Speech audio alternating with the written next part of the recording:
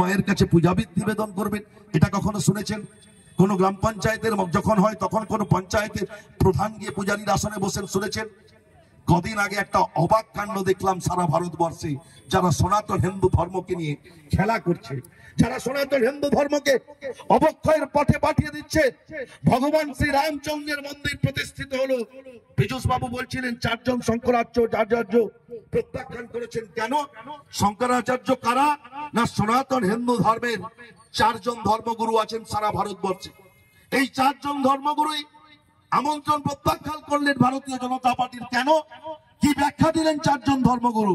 না, অসম্পূর্ণ মন্দিরে বিগ্রহ প্রতিষ্ঠা করা শুধু ভারতীয়দের অমঙ্গল নয়, সারা বিশ্ব মানব জাতির অকল্যাণ, সারা বিশ্ব মানব জাতির অমঙ্গল। তাই এই বিগ্রহ প্রতিষ্ঠাতাতে আমরা উপস্থিত থাকতে পারবো না, আমরা আমন্ত্রণ প্রত্যাহার করলাম।